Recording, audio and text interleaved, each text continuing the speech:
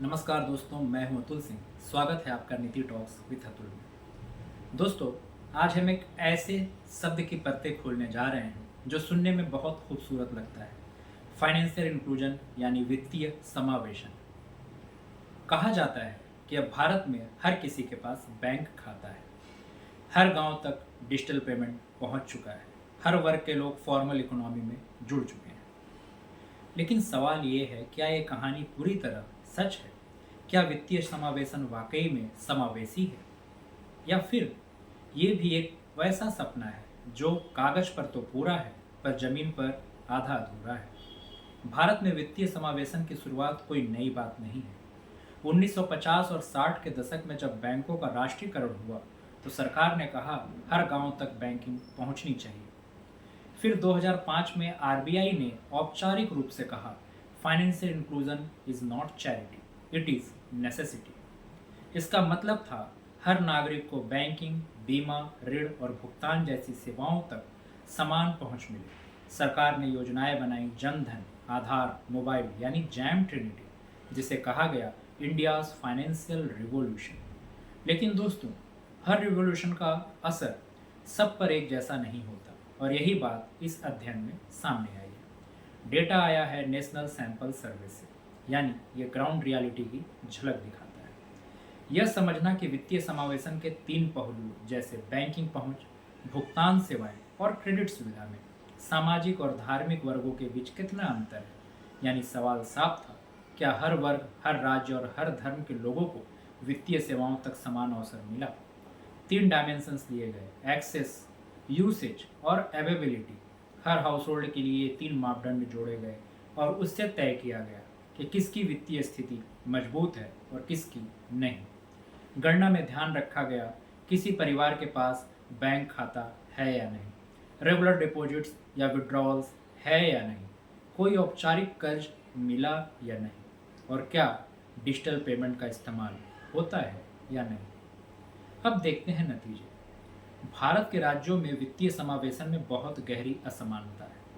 केरल, तमिलनाडु, गोवा और पंजाब जैसे राज्यों में हाउस होल्ड्स के पास फॉर्मल बैंकिंग एक्सेस ज़्यादा है। वहीं बिहार, झारखंड, उड़ीसा और उत्तर प्रदेश जैसे राज्यों में ये सूचकांक बहुत नीचे है। कई राज्य, गरीब राज्य, एक्सेस इंडेक्स में थोड़ा बढ़ा, लेकिन यूसेज इंडेक्स बहुत कम था। मतलब खाते खुले तो सही, पर लोग उसका इस्तेमाल नहीं कर पा रहे। कई जगहों पर ये खाते इनएक्टिव हैं, यानी फॉर्मल इंक्लूजन तो हुआ पर असली एम्पावरमेंट नहीं। सबसे बड़ा झटका तो इस हिस्से में लगता है। अध्ययन बताता है कि भारत में शेड्यूल्ड कास्ट, शेड्यूल्ड ट्राइब्स अब भी वित्तीय व्यवस्था के हाशिए पर हैं। SC ST परिवारों में बैंक खाता होने की संभावना अपर कास्ट से 15 से 20% कम पाई गई। वहीं अपर कास्ट और नॉन माइनॉरिटी वर्गों में फॉर्मल सेविंग्स और लोन्स दोनों की पहुंच कहीं ज़्यादा है। यानी इंक्लूजन का नाम तो सबके लिए है, लेकिन इसका फ़ायदा समाज के ऊपरी तबके पर ज़्यादा पहुंचता है। शहरों में पहुंच, गांव में दूरी।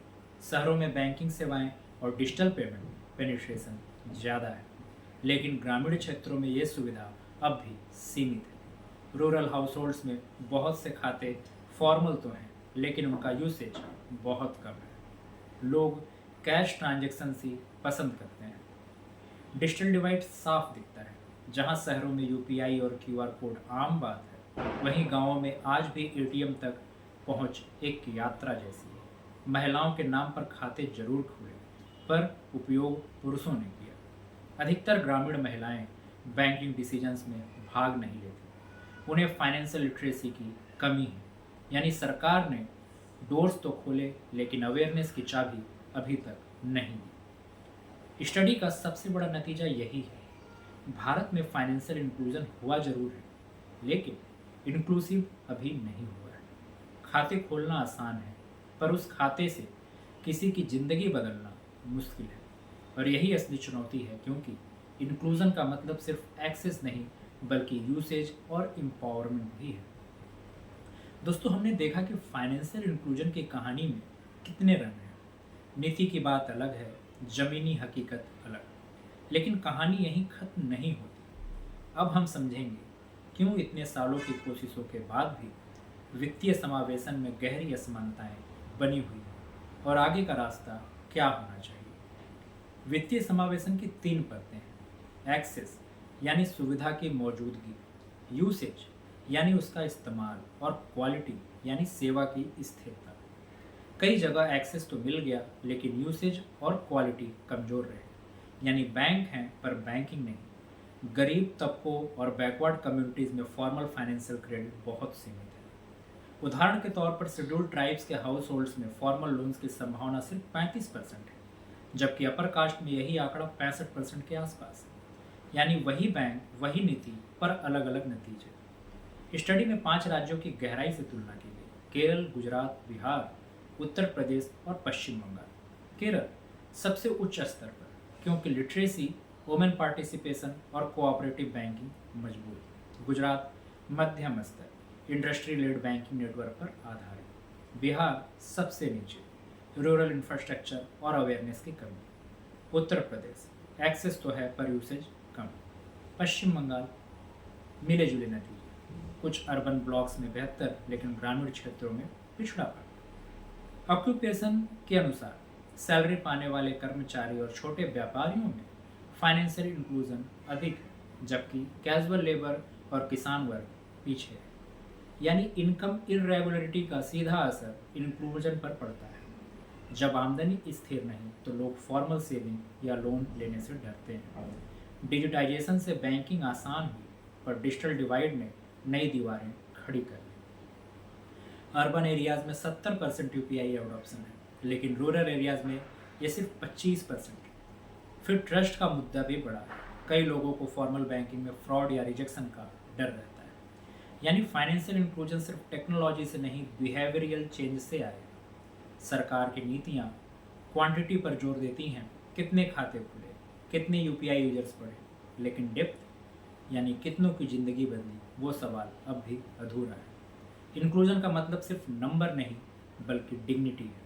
अब फाइनेंशियल इंक्लूजन को मल्टी डायमेंशनल अप्रोच से देखना होगा। सिर्फ बैंकिंग नहीं बल्कि एजुकेशन, जेंडर, सोशल जस्टिस और डिजिटल लिटरेसी, सबका मेल जरूरी है। राज्यवार नीतियाँ बनाई जाएं जिसमें बैकवर्ड और माइनॉरिटी क्षेत्रों को विशेष प्राथमिकता दी जाए। इंडिया को अब दूसरे चरण का वित्तीय समावेशन चाहिए, जहां खाता खोलना नहीं, खाता चलाना लक्ष्य हो। दोस्तों, फाइनेंशियल इंक्लूजन की कहानी वही है जो भारत की विकास यात्रा की कहानी है। लक्ष्य साफ है, रास्ता कठिन है और मंजिल अभी अधूरी है। खाते, ऐप्स और यूपीआई तब तक सिर्फ नंबर हैं जब तक वो किसी किसान, मजदूर या महिला की जिंदगी आसान न बने। असली समावेशन तब होगा जब हर वर्ग सिर्फ बैंकिंग सिस्टम में गिना नहीं जाएगा बल्कि उसमें सम्मिलित महसूस करेगा, क्योंकि इंक्लूजन का मतलब है सबका बैंक, सबका हक। मैं हूं अतुल सिंह और ये थी नीति टॉक्स विद अतुल पर एक सोच, जहां हम बात करते हैं सिर्फ ग्रोथ की नहीं बल्कि उस बराबरी की जो ग्रोथ को मायने देती है। धन्यवाद।